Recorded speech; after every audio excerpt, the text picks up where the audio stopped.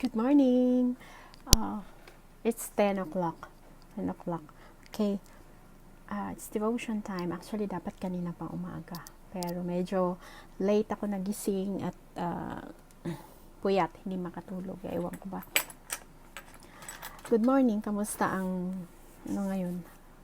Thursday morning. So, ang bilis lang ng araw, Pero, ganun pa man. Kailangan natin i-celebrate ang bawat araw. Kasi isa itong himala ng Diyos sa atin lagi. Sa tuwing pagbangon natin na hindi tayo infected ng virus, sa tuwing pagbangon natin na may nakakain tayo, may naalmusal tayo, may pananghalian tayo, malakas ang ating mga anak, sapat na rason para purihin ng Panginoon sa faithfulness niya and sa atin. At speaking of faithfulness, ang ating verse ngayon ay ang Revelation, dito sa Revelation 19:11. So, dito, pinamamagatang God o si Jesus, isa sa mga tawag sa kanya ay judge. Bakit kaya judge? But before we go on, gusto ko munang bigyan kayo ng konting background when it comes to Revelation. So, ang Revelation, ang author niyan, tandaan nyo, ang author ng Revelation ay si John the Apostle. So, isa sa apostle si Jesus na si John. So, maraming mga prophetic sa kanya na ito yung sinulat niya. Si John kasi yung pinaka masigasig talaga na aside from Paul, kasi si Paul huli na si Paul. Ang purpose ng Revelation is to reveal the full identity of Jesus Christ and to give warning and hope sa mga believers. So, i-reveal the full identity of Jesus Christ. This was written after nung si Jesus ay yung gospel ay nangyari na .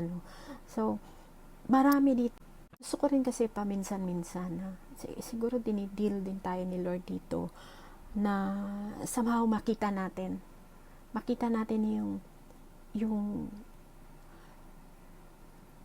revelation. So, paano ba yung revelation? It is by seeing the future. So, kung ano ba talagang nakasulat sa Biblia. Somehow, nakadrawing na tayo. Nakadrawing na kung anong nangyayari. Kasi, kung anong nakasulat sa Bible, it will happen. Surely. Kaya lang tayo pinalalahanan, kaya mahalaga ang Bibliang ito. Kasi ito yung ang blueprint ng buhay natin as journey lang naman tayo dito sa mundo. So, ang blueprint ng buhay natin ay ang Biblia. Hindi mo pwedeng sabihin na ito ay basta isinulat lang Kasi sinabi sa 2 Timothy 3:16 na all scripture is God's breath. Yan, God's breath. Okay, so, mahirap din siya talaga ipaliwanag kung paano siya naisulat. Unless, of course, na mayroong nag-guide na beyond our understanding. And that is the holiness of God. So, sabi dito sa Revelations 19:11, Then I saw heaven opened, and behold, a white horse. The one sitting on it is called Faithful and True. And in righteousness he judges and make war. Okay, so this is another vision vision shift ni John na heaven opens and appears this time not as a lamb but as a warrior, and on the white horse, yun symbolizing victory. So yung white horse na yun, it symbolizes victory na nakasakay si Jesus. Yan, nakasakay si Jesus sa white horse na dumating, and this time hindi na siya lamb, ay siya siyang warrior. So Jesus came first. Nung dumating si Jesus, nung may crucifixion, dumating siya para mamatay sa cross. Yun yung una ng pagdating niya para tayo ay iligtas. And here comes another, yung second coming niya, that which will come very soon. At hindi lang natin alam, nakasakay siya sa puting kabayo para no? But he will return as a conqueror and king to execute judgment. Wow, sinabi dito sa 2 Thessalonians 1:7-10. Jesus' first coming brought forgiveness. His second will bring judgment. So, ibig sabihin, babalik si Jesus Christ for judgment. So, marami pang connected verses na nagpapatunay na ang second coming ni Jesus is really as a victorious one. Susunduin tayo. Yung second coming siya, will bring judgment na doon sa mga hindi niya follower. Ganun lang naman kasimple. So the battle lines has been drawing between God and evil. So, ibig sabihin na doon pa man bago siya umalis, nakasulat na ito ang mangyayari hanggang sa hinaharap. So, nakasulat na meron pagkaharap between Satan and God pagdating na araw. Pero bago yan, lahat ng followers niya will be saved. Yun, makakasama din. And the world is waiting for the king to ride onto the field. So, to ride onto the field. So, yun yung battlefield between Satan and God. And, of course, victorious na ang God natin. Ibigyan na lang ng judgment, kaya nga siya judge eh. Hatulan na lang niya si Satanas. At sino ba ang kasama niya sa mahatulan? Siyempre, ang hindi niya followers. So, paano mo magiging followers ni God? Ito lagi ang question natin eh. Simple lang naman eh. Kung kayo nakaranas na tayo ng panalangin to how to become followers of Jesus, as simple as accepting Him as our personal Savior and Lord sa buhay natin. Pero kasi minsan hindi rin ganun kadali. Hindi ganun kadali kung iisipin mo lang, tinanggap mo, sumunod ka sa panalangin. Kaya lang yung ginagawa natin, wala pa rin repentance. When we accepted Jesus Christ as our personal Lord and Savior, we mean it. Dapat we mean it. We have to internalize why Jesus died on the cross. Hindi niya man lang kailangan gawin yun eh. But for the world to be redeemed by the only blood, yun yung sa kanya, yung blood niya, yun lang talaga, yun din nakasulat eh. Kahit sa Old Testament, nakasulat na. At nangyari na, unti-unti ko anong nakasulat sa Revelations. Ganun man sa Old Testament, pinagtagpo na ang Old at saka New Testaments. The New Testament is katuparan nung anuman ang nasa Old Testament. So, malinaw lang dito na sinasabi na merong life after death. And we are all to be given this, we are all to be prepared. Dapat i-prepare natin ang ating mga sarili. And these 66 books of the Bible nagpapatunay at nagsasabi sa atin na we need to be prepared. Hindi naman si Lord ganun ka-harsh na kailangan natin magpasa ng koros tulad ng ginawa niya, na kailangan natin ipako, bugbugin, o batuhin, katulad ng mga nangyayari sa kanya, lumabas ang dugo sa ating katawan. Simple lang, kasi nagawa niya na yun eh. Just accept Him, and then, as His follower, so paano ba magiging follower ni Jesus? Christian, tinatawag tayong Christian, from the root word Christ, Christian. So, living like Jesus. Paano ba siya? Si Jesus simple lang naman eh.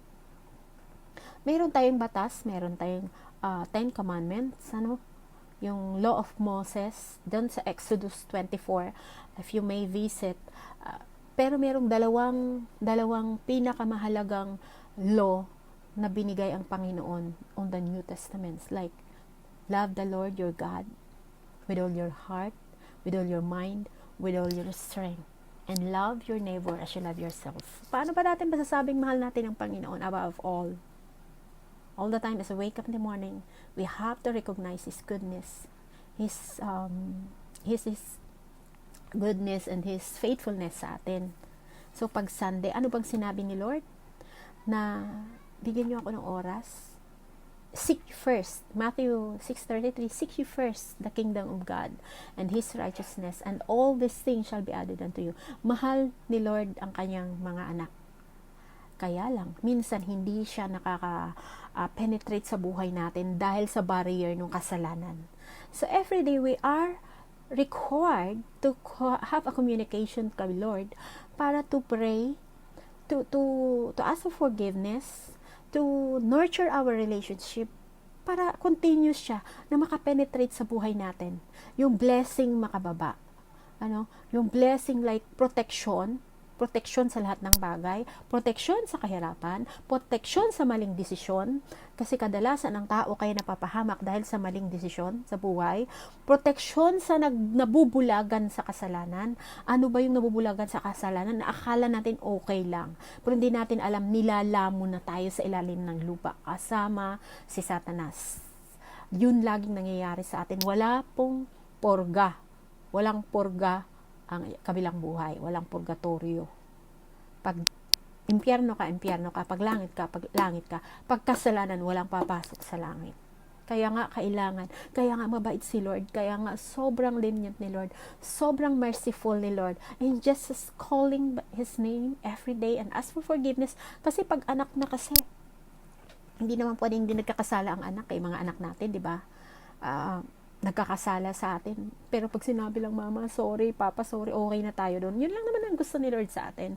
Basta, lahat ng oras kasama natin siya. Then, we will ask surely ng forgiveness and His direction para hindi rin naman tayo pabalik-balik at paulit-ulit sa kasalanan na yun. Mahirap makawala sa isang kasalanan na nakasanayan natin na akala natin tama. The only thing na makawala tayo is to pray and to surrender everything. And let God works in our lives. Let God penetrates our soul. Let God open our hearts, our minds, and be sensible to the Spirit. Kasi lagi ang Holy Spirit ang kasama natin. Kaya nga minsan pag nagmumura tayo, pag nag-iisip tayo na hindi maganda, nag-grieve ang Holy Spirit. Nawawala na tayo ng feeling natin ang layo ni Lord. Di ibig sabihin nawawalan tayo ng konsensya. Yan ang kahalagahan ng Holy Spirit. Kasi hindi naman nawala si Lord eh. Hindi si Lord nawala kahit isang single minute or second. Kasi iniwan ang Holy Spirit para makasama natin. At God, the Holy Spirit, is the same God as the Father and the Son. Because that is the doctrine of Trinity. And kung paano yan, hindi natin pwedeng questionan ng Panginoon sa ginawa niya. Siya lang. He is Almighty. He can do everything He wants. He created the universe, including us. But the most special creation are us, tayo. So, kaya nga, meron tayong soul. At yun ang mahalaga sa lahat, ang eternity, ang soul natin. Kaya pinakita ang revelation kung anong magiging itsura ng langit, kung anong mangyayari pagdating sa hinaharap, just to warn us, to warn all the Christians and not believers na, hey, eto ako lang ang totoong Diyos, si Jesus Christ, na namatay pero nabuhay. Wala na ibang Diyos na nabuhay. At ako lang din ang bumangon ng 3 araw at babalik muli. Babalik ako muli kasi susunduin ko lahat ng followers ko. At what will happen to those who are not? To those who doesn't believe? To those who do not want to listen? Lalo na yung nakakarinig na. Ang lahat ng nakakarinig na, yet, tinatalikuran pa niya at ang tigas ng dibdib niya na kahit na-OOAhan siya, alam mo yun, it is something to tell na mabigat. Just open your hearts. Kasi alam nyo, pag nakarinig na kayo ng salita ng Diyos at kinakatok na kayo, kasi sabi nga niya, ako ay kakatok pag pinapasok nyo ako. Ganun lang, diba? Kumakatok na siya pag nakakarinig tayo. Pero kung ini-ignore pa rin natin, then sorry, hindi si Lord ang nawawalan. Okay? Pero sinabi nga sa Biblia, isa lang ang bumabalik sa kanya, libu-libong anghel ang pumapalakpak. And right now, this very moment, I am sharing this to you. Kasi I want you to experience the same na nararanasan ko. Hindi ganoon kadali ang buhay ko. Full of hatred. Gusto ko laging mabilis ang buhay. Parang laging tingin ko sa tao ang tanga pag nagkakamali. Kasi as much as possible, I am trying to fix my life as somebody na lahat maayos. Kaya lang hindi pala ganun kadali. Hindi ko kaya. Lumalabas na na-frustrate ako. Stressful everyday. Nakukuha ko sa katawan ko. Natutunan kong i-open kay Lord. Natutunan kong iparaya. Tulad ng gift ng Holy Spirit, pinagpipray ko yan.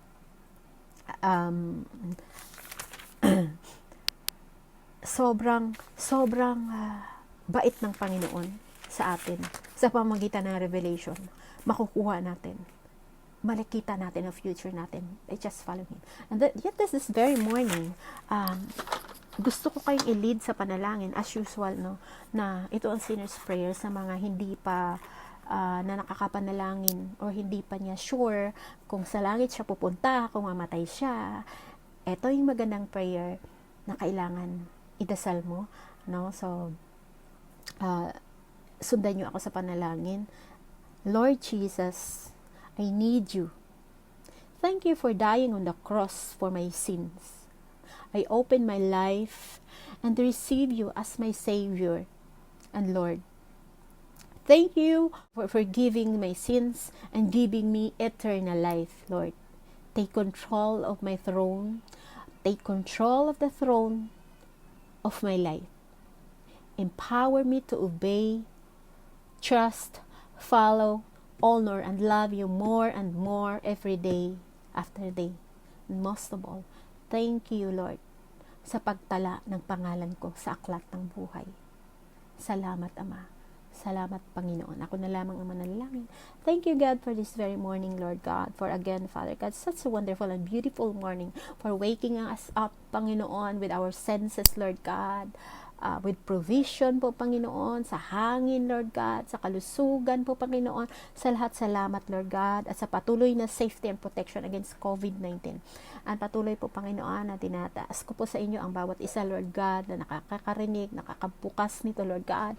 Holy Spirit, I command you to manifest these persons, Lord God, para po, Panginoon, igabay sila, gabayan sila, proteksyonan sila, at buksan ang kanilang mga isipan kung how good it is, Father God, to live like Jesus, to follow Jesus.